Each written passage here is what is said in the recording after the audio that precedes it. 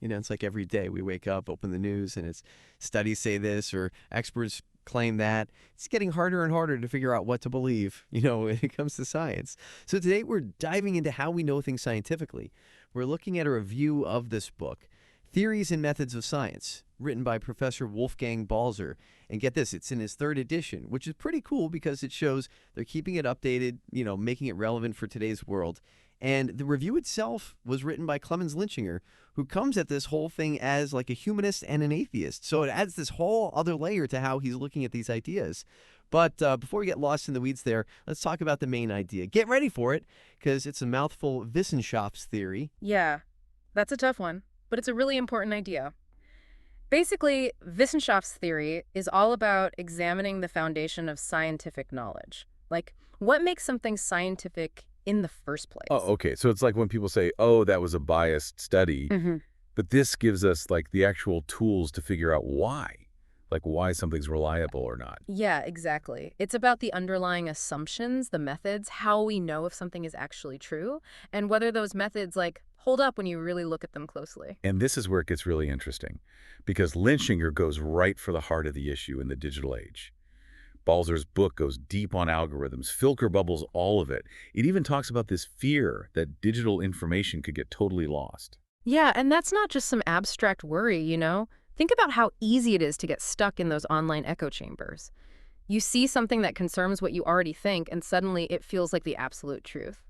When in reality, it could just be our own biases coming back at us. Exactly. So having a framework for actually evaluating information, separating the methods from the actual message, that's so important these days. And it gets even more interesting. Linschinger spends a lot of time on Balzer's thoughts on the responsibility of scientists. And I'm not just talking about, did they get the results right? We're talking about ethics, the big stuff.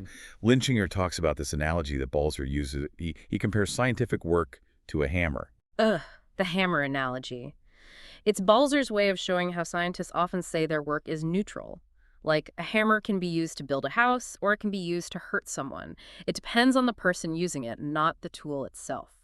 But is it really that simple? That's the big question that Linschinger's trying to answer. Is scientific knowledge really just this neutral tool?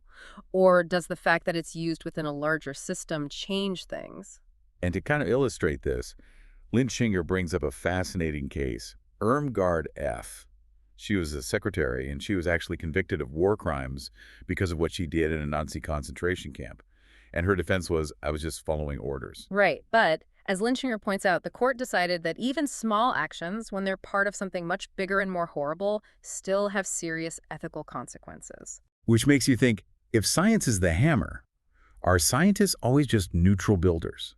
Or does being part of the whole system of research and funding and publication, does that add another layer of responsibility? Yeah, and it goes beyond just the famous scientists, the lead researchers. What about lab assistants or grad students? They're part of the system too. So suddenly, this isn't just some abstract philosophy thing. This is about how we think about funding research, the pressure on young scientists, the whole ethical landscape. Exactly, and it means that you, as someone who encounters scientific findings, have to ask yourself, who's using the hammer and what are they trying to build? Okay, so we have a framework for what makes something science, but how do we as individuals actually make sense of it all? Linschinger brings up this concept that sounds way more complicated than it is. He calls it hermeneutics. Yeah, it does sound kind of like, old school. But it's a really cool idea once you get into it. Exactly. Don't let the name scare you off. Basically, what Linschinger's saying with hermeneutics is that we never really look at something totally fresh. We've all got our own, I don't know, like baggage, but in a good way. Exactly. All our past experiences, things we've learned, those aha moments we've had, it all shapes how we see new information, even when we don't realize it's happening. It's like, okay, think about the last time you saw a trailer for a movie. Yeah. You probably already had some idea if you'd like it or not, just based on who was in it or who directed it, even just what kind of movie it was. Exactly. That's basically the core of this hermeneutic method, realizing that what we already understand plays a huge role. And Linschinger specifically connects this to religion, which makes sense, coming from his background. But it's so much bigger than that. This applies to everything. Politics, art, music. Even something as simple as hearing a song for the first time and deciding if you like it. Oh, totally. It's like I don't know, trying a new food for the first time. If you already hate how one of the ingredients smells, you're probably not going to like it, right? Exactly. And it's not that our initial reactions are always wrong, just that there's a lot more influencing them than just the thing itself, you know? And that brings us back to this idea of critical thinking, right? If we know we're bringing our own stuff to the table, how do we make sure that we're not just picking and choosing data that fits what we already believe? And that's why Balzer's work is so important, even if you're not a scientist. It gives you these tools to not just look at the information itself, but to actually examine your own assumptions about it. It's like Linschinger really makes it clear that Balzer's not just trying to, like, turn us all into scientists. Although, I mean, I wouldn't mind if more people understood the scientific method a little better. Right. But his point is to give us this framework to be more, informed citizens, to think more critically about what we believe is true. Yes, especially nowadays when we're constantly flooded with information. It's so important.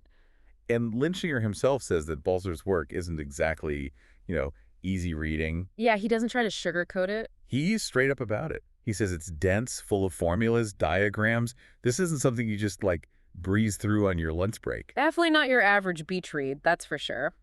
But sometimes the things that make you think the hardest are the most rewarding in the end, you know? Oh, absolutely. It's like, I don't know, the difference between, binge watching a TV show and really getting lost in a good book. They're both great, but there's something about really engaging with challenging ideas, having your assumptions questioned, that hits different. That's where the real learning happens, a real understanding. Exactly. And that's what this whole deep dive is all about. Yeah. Right?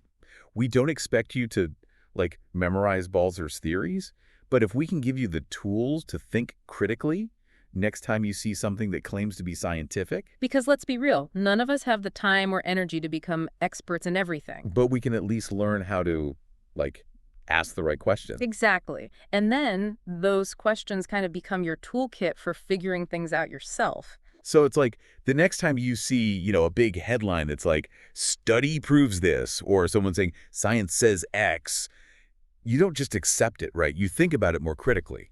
Right. You can ask, what did the study actually do? How did they get their results? Did they control for biases? Could someone else look at this and come to a different conclusion? Yeah. Things like that. And even, who paid for the research? Because that could, be a factor too. Oh, absolutely. It's like that old saying, trust but verify. Oh.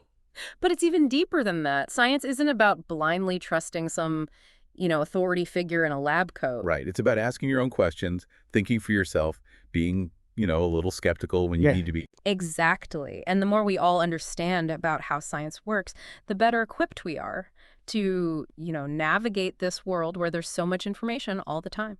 It's like information overload everywhere you look these days. It really is. Well, on that note, that's about all the time we have for today's deep dive. Hopefully you've picked up some new tools for thinking critically about science and, maybe even starting some interesting conversations of your own. Until next time.